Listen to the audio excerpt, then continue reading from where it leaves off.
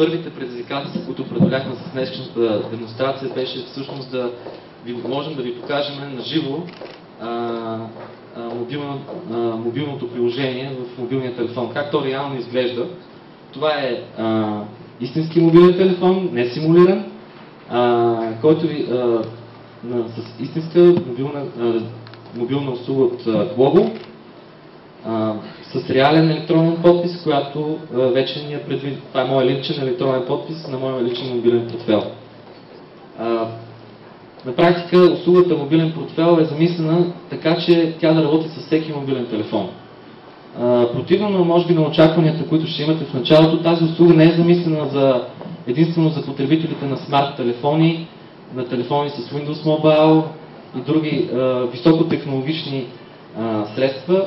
Тази услуга е направена така, че всеки мобилен потребител, всеки човек с GSM да може да я използва. Единственото нещо, което човек трябва да направи, за да получи своя мобилен портфел, е това да отиде до своя мобилен оператор и да подмени сим-картата си. Тази наша основна цел беше наистина да осигурим тези възможности на всеки човек. И сега за първ път ще ви покажа как човек включва своя мобилен портфел.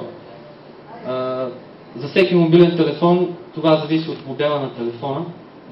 Извинявам се, колеги, тук зад вас малко. В моя случай аз ползвам Samsung. Мобилният портфел се намира в менюто приложения.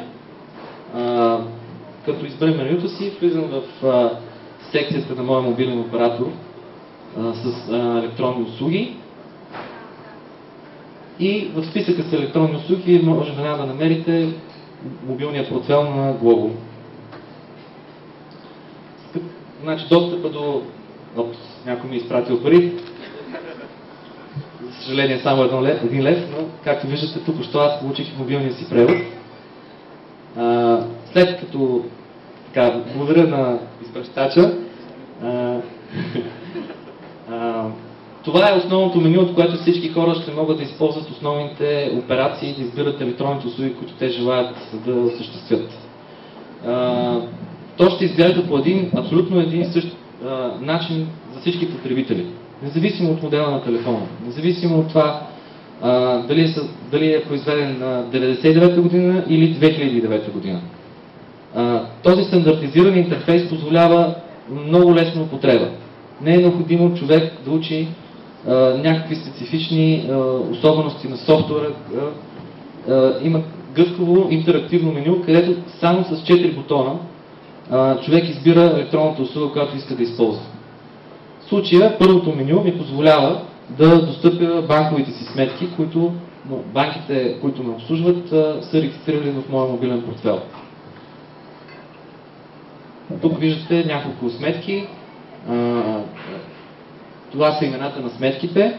Когато влеза в една от тях, мога да избера основните операции, които и в момента всеки ден човек ползва през електронните канали на банките. Естествено с една голяма разлика, че тук те са достъпни само с няколко клика. Виждате операциите, които са възможни. В момента няма да направя операция, искам да ви демонстрирам самите възможности на менюто.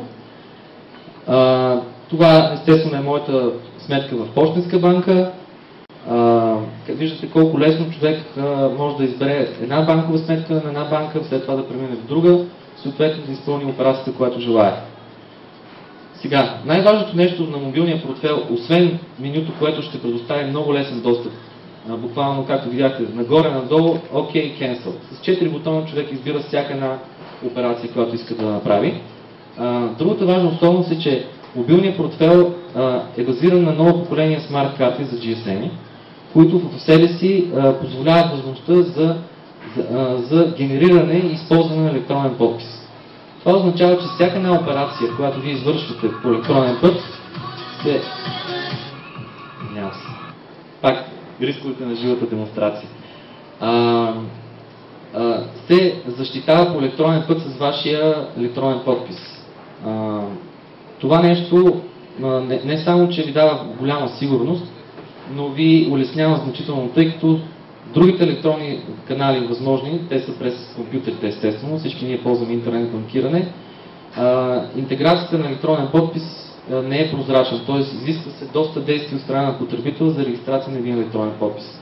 При мобилния портфел целият този процес е автоматизиран и за човека е абсолютно прозрачно работа на неговия електронен подпис. Единствено, което той трябва да направи, е да въведе правилен пин код, който отговаря на него.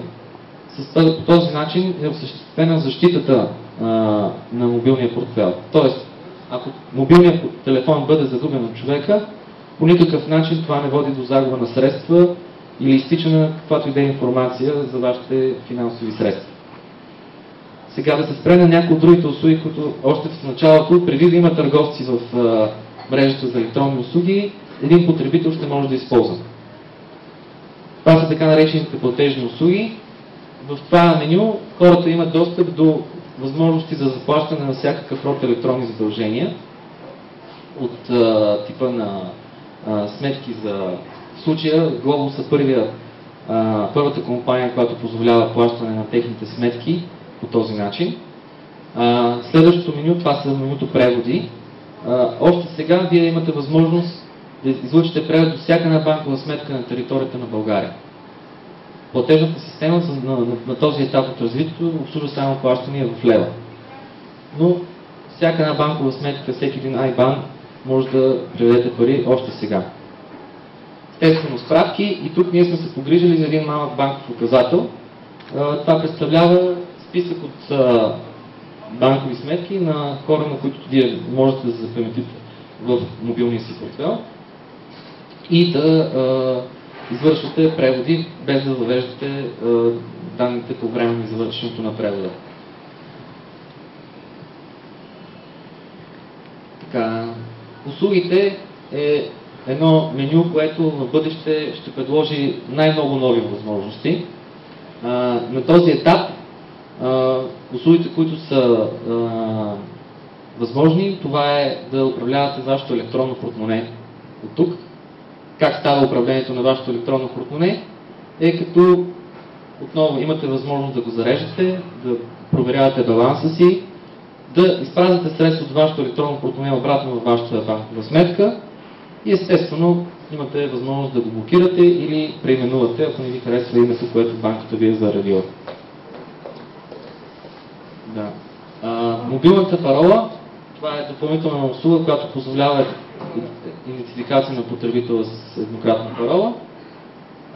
Тук е възможността за заплащане, зареждане на предплатени карти на мобилния оператор и в недалечното бъдеще се надяваме, до тук човек ще може да си купува билети за градския транспорт, конкретно метрото. Естествено, допълнителните менюта, които ви позволяват да извършите с ваши настройки и моите съобщения, това е място, където вие получавате информация за наредените от вас операции. В всяка една операция, след като бъде наредена, вие получавате актуален статус за нейното изпълнение, както и час, минута на нейното изпълнение.